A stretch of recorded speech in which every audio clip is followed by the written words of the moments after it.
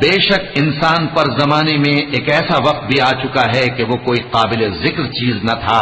ہم نے انسان کو ملے جلے نطفے سے پیدا کیا تاکہ اسے آزمائیں، تو ہم نے اس کو سنتا دیکھتا بنایا. یقیناً ہم ہی نے اسے رستہ بھی دکھا دیا. اب خواہ شکر گزار ہو خواہ ناشکرا. بے شک ہم نے کافروں کے لیے زنجیریں اور طوق اور دہتی آگ تیار کر رکھی ہے. جو نیکوکار ہیں وہ ایسی شراب پیئیں گے جس میں کافور کی آمیزش ہوگی. یہ ایک چشمہ ہے جس میں سے اللہ کے بندے پیئیں گے اور اس میں سے چھوٹی چھوٹی نہریں نکال لیں گے. یہ لوگ نظریں پوری کرتے ہیں اور اس دن سے جس کی سختی پھیل رہی ہوگی خوف رکھتے ہیں، اور باوجود کہ ان کو خود کھانے کی چاہت ہوتی ہے مگر فقیروں اور یتیموں اور قیدیوں کو کھلاتے ہیں، اور کہتے ہیں کہ ہم تم کو محض اللہ کی خوشنودی کے لیے کھلاتے ہیں، نہ تم سے بدلہ چاہتے ہیں اور نہ شکر گزاری.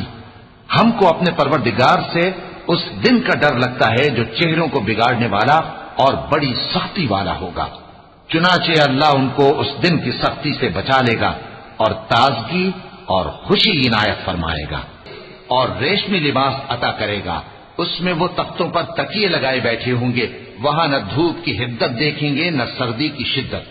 ان پر درختوں کے سائے قریب ہوں گے اور میووں کے گچھے جھکے ہوئے لٹک رہے ہوں گے، اور خدام چاندی کے برتن لیے ہوئے ان کے ارد گرد پھریں گے، اور شیشے کے نہایت شفاف پیالے اور شیشے بھی چاندی کے جو ٹھیک اندازے کے مطابق بنائے گئے ہیں.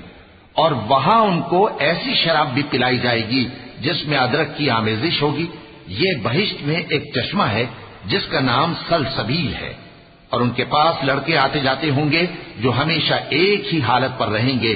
جب تم ان پر نگاہ ڈالو تو خیال کرو کہ بکھرے ہوئے موتی ہیں. اور بہشت میں جہاں آنکھ اٹھاؤ گے کثرت سے نعمت اور عظیم الشان سلطنت دیکھو گے. ان کے جسموں پر دیبا اور اطلس کے سبز کپڑے ہوں گے اور انہیں چاندی کے کنگن پہنائے جائیں گے، اور ان کا پروردگار ان کو نہایت پاکیزہ مشروب پلائے گا. فرمائے گا یہ تمہارا صلہ ہے اور تمہاری محنت ہمارے ہاں مقبول ہوئی.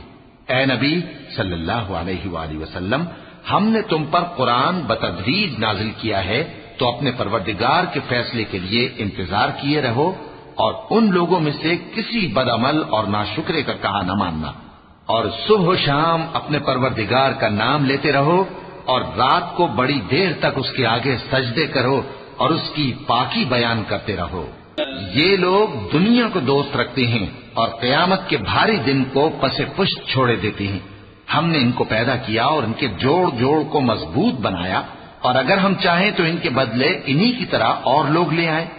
یہ قرآن تو نصیحت ہے، جو چاہے اپنے پروردگار کی طرف پہنچنے کا راستہ اختیار کر لے، اور تم کچھ بھی نہیں چاہ سکتے مگر جو اللہ کو منظور ہو.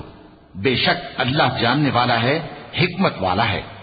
وہ جس کو چاہتا ہے اپنی رحمت میں داخل کر لیتا ہے، اور ظالموں کے لیے اس نے دکھ دینے والا عذاب تیار کر رکھا ہے.